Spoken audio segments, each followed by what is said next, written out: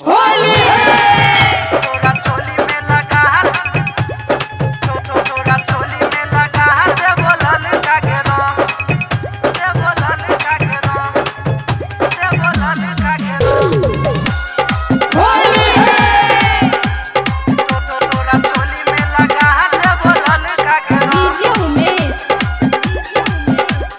सुखीपुर बाजार बोलल का के रंग एले फागुन के महीना गोरी हमरा संगे चल। एले फागुन के महीना गोरी हमरा संगे चल। तोरा चोली में लगा दे बोलल का गे रंग तोरा चोली में लगा दे बोलल का गे रंग। एले फागुन के महीना गोरी हमरा संगे चल। एले फागुन के महीना गोरी हमरा संगे चल। तोरा चोली में लगा दे बोलल का गे रंग तोरा चोली में लगा दे बोलल का गे रंग। बोलल का के रंग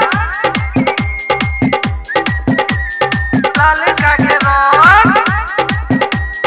होली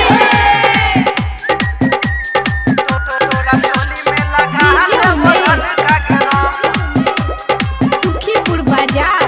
बोलल का के रंग तू त माल बड़ा टॉप ओए मन छै कोनो सब तू त माल बड़ा टॉप ओए मन छै कोनो सब तोहर रानी छी हमर हम तोहर बलम तोरा चुमा ले बचियो हम तोहर सजन तोरा चुमा ले हम छियो तोहर सजन तोरा तोड़ देबो होली मागे चोली के बटन तोरा तोड़ देबो होली मागे चोली के बटन।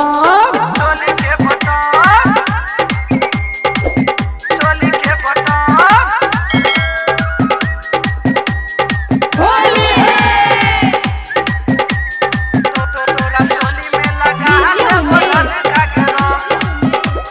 सुखीपुर बाजार बोलल का के रंग हमर बात सुन ले है एगो चुमा द देगे हमर बात सुन ले है एगो चुमा द देगे आए छी ये होली तू त जल्दी कर दे तोहर गांव के लोग गोरी देख ले तोगे तोहर गांव के लोग गोरी देख ले तोगे जल्दी कर दे ने रानी न त देख ले तोगे जल्दी कर दे ने रानी न त देख ले तोगे